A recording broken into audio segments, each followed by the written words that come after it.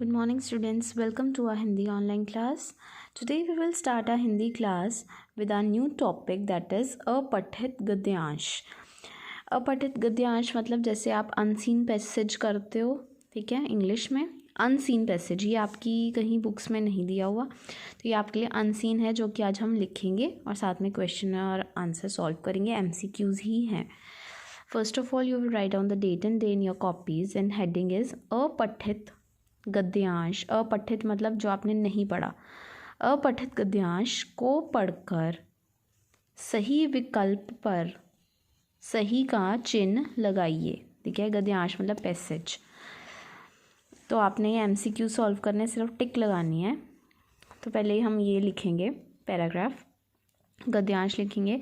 अमन एक गांव में रहता है. उसके पिताजी एक किसान हैं. उसके चाचा जी दिल्ली शहर में रहते हैं. गर्मियों की छुट्टियों में वह चाचा जी के पास गया. उसके चाचा जी उसे शहर दिखाने ले गए. ठीक है, वेरी इजी, बहुत क्लियर है, तो कुछ समझाने की इसमें ज़रूरत नहीं है.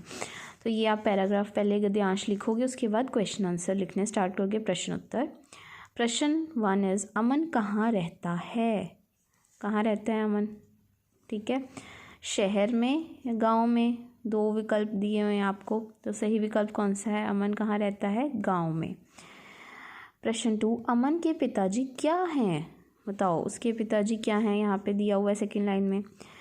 विकल्प हैं किसान या डॉक्टर. क्या है, किसान. थर्ड प्रश्न इज अमन के चाचा जी किस शहर में रहते हैं, दिल्ली या आगरा. विकल्प हैं, उसके चाचा जी दिल्ली शहर में रहते हैं. ठीक है, तो दिल्ली पे टिक कर देंगे. ये आपने ये पढ़ के ये सॉल्व करना है. फोर्थ, गर्मियों की छुट्टियों में वह किसके पास गया. पिताजी या चाचा जी. बताओ किसके पास गया था. देखो यहाँ पे गर्मियों की छुट्टियों में वह चाचा जी के पास गया. ठीक है, तो चाचा जी पे टिक. वह. प्रश्न 5, वह किसके साथ शहर देखने गया. चाचा जी या पिताजी. तो चाचा जी के पास गया था तो चाचा जी ही दिखाएंगे उसको शहर, तो चाचा जी. ये था आपका अपठित गद्यांश. आई होप आप सबको ये क्लियर है. Next work for today is पर्यायवाची शब्द. पर्यायवाची मतलब एक ही शब्द को और हम क्या क्या लिख सकते हैं. ये सारे शब्दों का मीनिंग, ये जैसे स्त्री, नारी, महिला, इन तीनों शब्दों का मीनिंग एक है. ठीक है, मीनिंग सबका सेम है बट सिर्फ वर्ड्स अलग अलग हैं. ठीक है, तो हम एक ही शब्द को और क्या क्या लिख सकते हैं उसको कहते हैं पर्यायवाची शब्द. मीनिंग सेम रहेगा और सिर्फ वर्ड्स बदल जाएंगे. तो first of all you will write on the date and day. Then पर्यायवाची शब्द. स्त्री. स्त्री का मीनिंग सबको पता है, तो और हम क्या क्या लिख सकते हैं स्त्री की जगह पे. नारी, महिला. ठीक है, इन दोनों का, तीनों का मीनिंग सेम है. सेकंड, सूर्य. सूर्य को और क्या बोलते हैं, रवि, दिनकर. बच्चा. बच्चा को और क्या बोलते हैं, बालक, शिशु.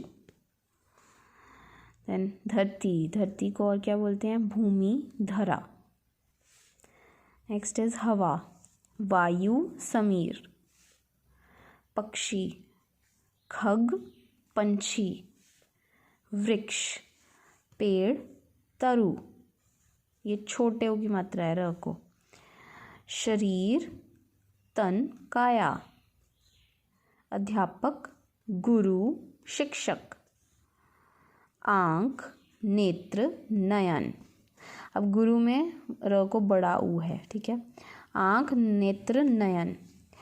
तो अब आपको ज़रूरी नहीं है कि यही वाले वर्ड्स आएँ, आपको इनमें से भी कोई वर्ड आ सकता है, तो आपको ये वाला वर्ड और ये वाला वर्ड लिखना होगा. ठीक है, तो आपने ये सारा अच्छे से लिखना भी है in a very neat and clean handwriting, और ये लर्न भी करना है. ओके, आई होप आप सबको ये अपठित गद्यांश और पर्यायवाची ये क्लियर है. You have to do this work very neatly in your copies. Okay, thank you.